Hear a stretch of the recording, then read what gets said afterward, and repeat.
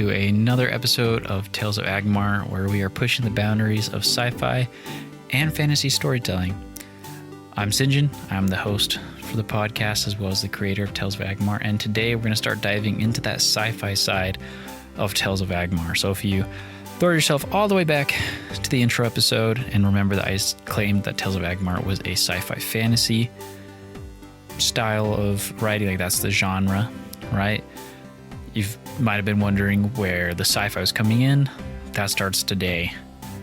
All right, during episode 9. So we're going to start with the Ellonist Republic, which is that main spacefaring faction, and also like the big human faction. So obviously, aside from like human faction, or sorry, a little sick today apparently.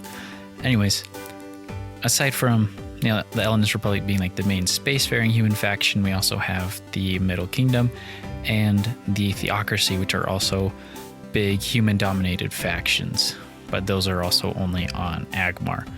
The Ellonist Republic is over a huge swath of space and has not made it to Agmar yet.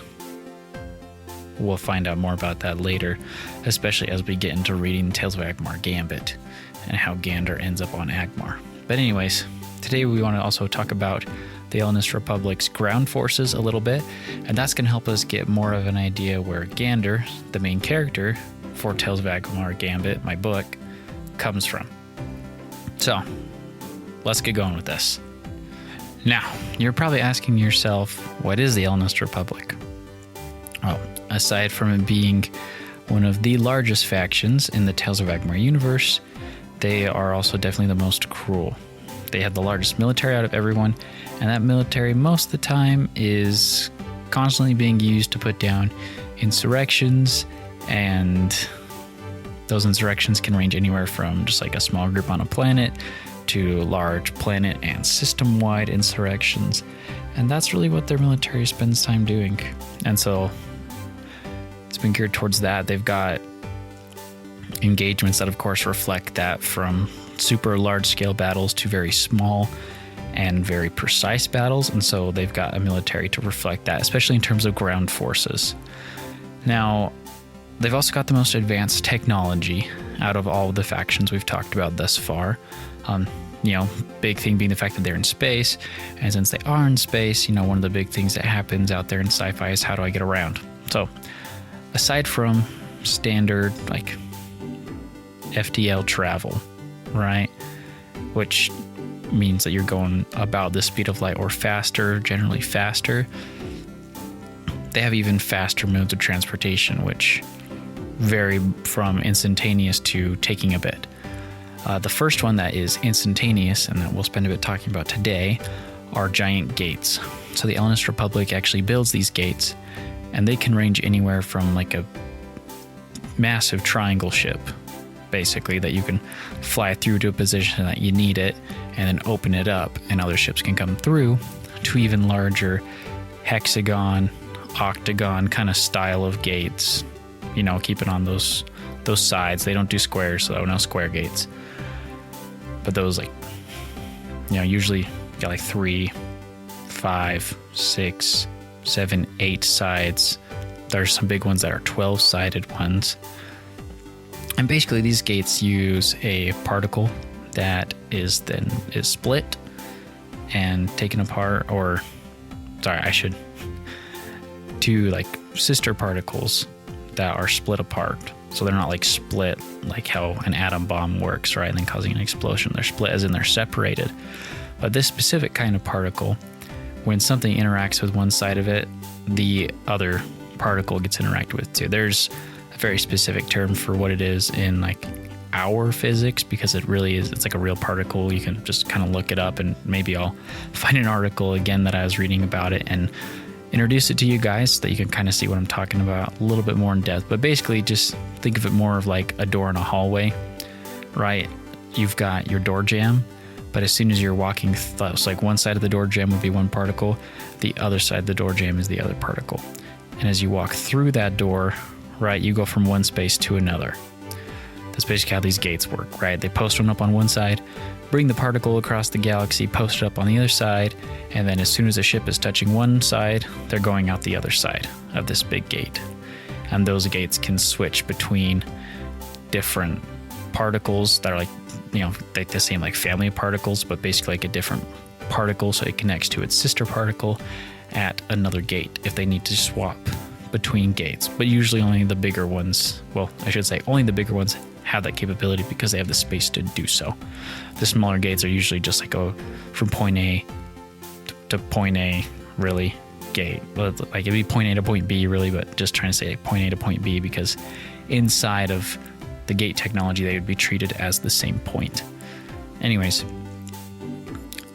since we've covered that, now let's jump over to short space. This one's a little bit different, and I did cop a little bit of one person's idea, ever so slightly, where they had this thing where it's basically like ships, no matter the size of the ship, the fuel capacity of the ship and everything makes it so that a ship can, when they're traveling in faster than light, can only go 4 weeks at a time, and then they've got to land at a port and refuel. So if anyone happens to know what that what that book or series is, I totally forgot where it came from. It's just been like floating in my head. I remember being really cool. If you know what it is, please let me know. I took it, spiced it up a little bit. Basically, it doesn't matter how far of a jump you're making, the ship flings itself from point A to point B, and it doesn't matter how far apart point A and point B are. It could be anywhere in the galaxy as long as you have coordinates and like the ship can like find it, so to speak, basically.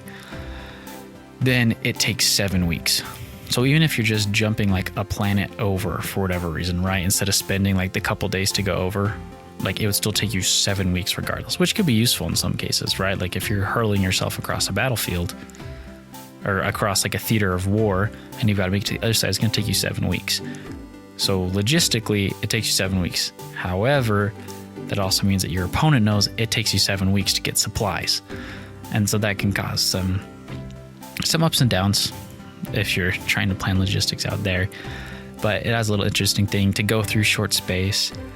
People actually have to be encased in cryopods and basically be still and almost just be an object at that point and not like a moving person, like moving, breathing, active being while they're going through this short space, or they suffer all kinds of injuries that go from minor to major. That actually happens to Gander in the opening chapters of the book. He doesn't get fully in cryo before they jump through, and so he starts suffering from that as the book goes on. And yeah, it's just for a little bit more spiel about what's happening in the book. And that pretty much sums up what the Ellonist Republic is, how they get places, and who they are. One more thing I need to mention, actually, they have a chancellor. He's like their big, head of state guy. And then he's got various advisors underneath him. They haven't bogged themselves down, in their opinion, with any sort of checks or balances for this guy. Usually there's a vote, but there hasn't been a vote in a while. And so no one actually remembers how long the Chancellor's been in power because they've been so busy fighting other humans that have been breaking away from the Republic that they're pretty much always in a constant state of war. And you'll really see that come out in just how like the ground forces operate. And so we'll get onto those. Now let's talk about who or what makes up the Ellonist ground forces. So first we're going to start out with that lowest tier. That is the Expeditionaries. These guys are usually, or they can be conscripted, or they can be like penal legionnaires, meaning that they came from some, penal colony or some prison somewhere. Sometimes they're even just trying to pay off a debt to somebody or like a previous employer or whatever. Sometimes they can be political opponents of different governors if that ends up happening, though usually not everyone knows that except for the Expeditionary, who's now out here serving the Grand Ellonist Republic.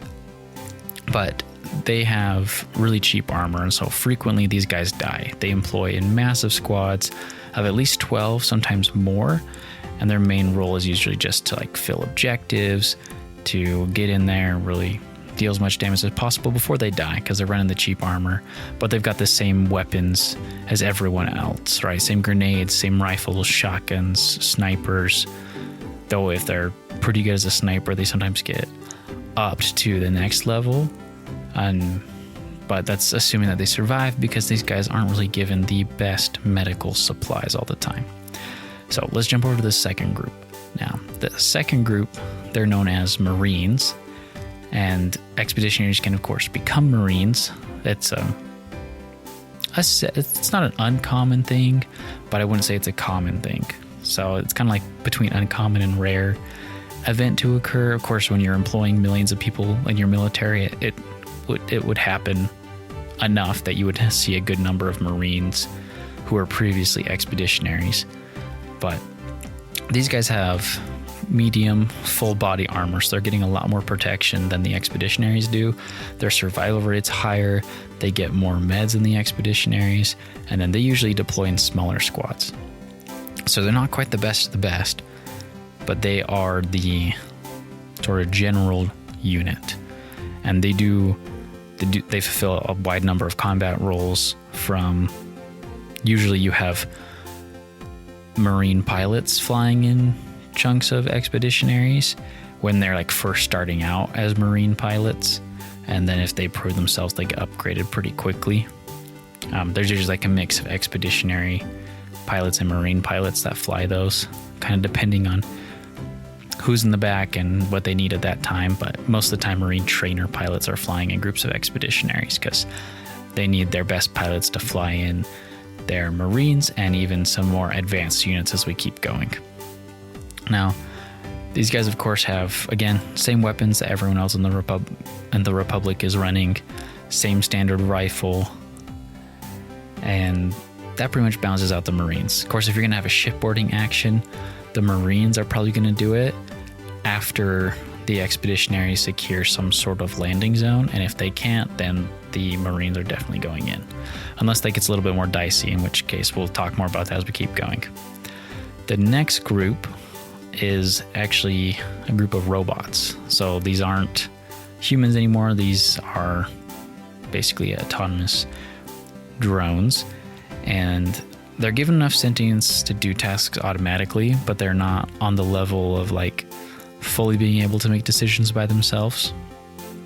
They've got like a pretty advanced friend or foe identifier for like tags and whatnot. Everyone in the Ellonist Republic does, and so usually you see a lot of your people in tags and then their dots on like a map, and then there will be other like recon units, which is actually part of what the scouts do, but they pick up on enemy locations mainly. Sometimes they can serve as base defense, sometimes as like snipers, or just filling in some more marine roles in rougher environments.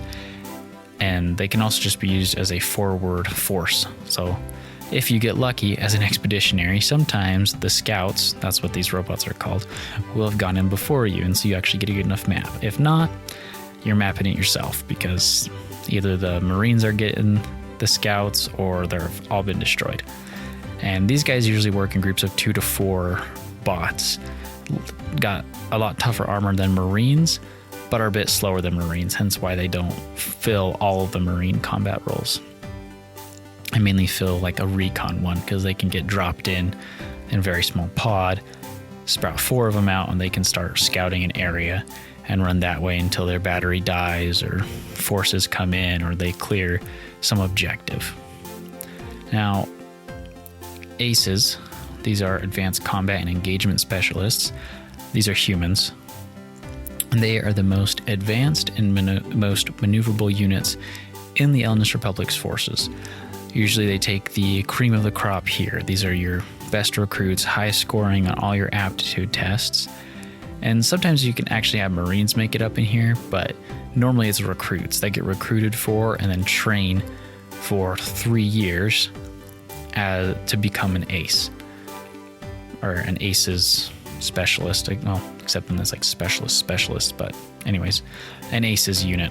We'll run with that for now. If anyone has a better idea of like how to count like an individual as a ACE's unit, then just let me know. But Gander, as well as Aster, fall into this category. So coming out of, I'll talk a little bit more about this in Gander's little origin story that we'll blurb about in a second. But basically, well, we'll just start going into this now because it'll be easier because I'm about to talk about it anyways. But all you got to remember is that aces have the most advanced training. Sometimes they have more advanced weapons, they have a lot more flexibility, and they can even have custom equipment that individual members of the squads make. And then they usually deploy in groups of 4 to 5. They'll keep it like small teams sort of exercises, but they're trained in anywhere from small team warfare to leading large groups of teams on wide assaults. Just they get kind of everything so that they can work in every environment and can be deployed to secure landing zones or key individuals, as well as to take out key targets. Now, moving over and talking about Gander here and his role in the Ellonist Republic, who he was. So he grew up on Devos, which is a garden world, and their main export for the Republic is military research, specifically within the bio department. That's where Gander's dad comes in. Gander's father was a bioengineer for the Ellonist Republic, and so he worked a lot on bioweapons and biotech for them. Gander spent his life wanting to join the Ellonist military, and this all happens before Tales of Agmar Gambit, but I'm just giving you guys a quick rundown now. We'll kind of talk about this more at the beginning of the book and kind of throughout the book as Gander reflects on his past. But around 16 years of age, so like a little bit past 16, is usually when people graduate high school, like our equivalent of learning of high school for like the US. So instead of going on to 18, it's at 16. About 16, you get sorted into more specialized schools, and Gander opts to try out for the Ragash Academy for military aspirants. And basically, it's like a desert planet called Ragash, and they mostly just train military units on there. They have some production facilities on the other side, and this just kind of allows them to use the wastelands as training exercises, build big complexes that wouldn't be useful anywhere else except for on a desert planet, because like a desert planet contributes ground and sun. You know, it's a good combo in that case, as well as frigid temperatures at night, so it makes for winter survival training as well. But Gander, he tries out. It's basically like a mock small team battle that they do. He tries out, he gets into the academy. The first year of your academy training, you go through like general stuff, and then they sort you. This is why it takes 3 years to train an ace. Anyways, they have a whole year of training they gotta do before they can actually start training to become an ace. And ace's training is a lot harder than the rest of it. So they spend that year sorting everyone out, and then at the beginning of year 2, there's like this big battle. It's another mock battle, but they dump the aspirants, they dump the trainees right in at the beginning of the year, kind of after they've had like a little break, because they kind of give them like somewhat of like a summer break, but basically it's like an end of a tour of duty. You go back, see your family, see how everyone's doing, and then you get shipped back to Ragash, and they just dump you into this mock battle scenario, which is actually against a bunch of scout units, and then they kind of weed everyone through there and sort them to where they want to go. This all happens in a prequel trilogy to the main Tales of Agmar trilogy that I'm writing right now. I have not written any of this prequel trilogy. I've just lightly blocked it out as part of Gander's origin story. Starting here could have been cool, but it wouldn't have covered all of like the sci-fi fantasy elements that I wanted to cover when first introducing Tales of Agmar, so I opted to not start there. But eventually I would hope to write the whole trilogy so that you guys could see what goes on, the beginning of Gander and Aster's relationship, how they come up, who Mace is, why he's important to Gander, as well as who Castile is and kind of why he is who he is at the beginning of Tales of Agmar Gambit. But anyways, that's all covered in there. That's also all we're covering today. Next week, we will hit part 2 of the Ellonist Republic, chat a little bit more about what's going on there, and then also do a dive into who Aster is, where she comes from, what it was like growing up for her. Because while Gander had a very great life, if you notice, he was very successful in everything, Aster has kind of an opposite, and that creates a very unique backstory for her, but also gives her a very unique set of skills, which is kind of uncommon in the Ellonist Republic, but to great advantage to her. But as always, thanks again for coming, and I'll see you guys next time.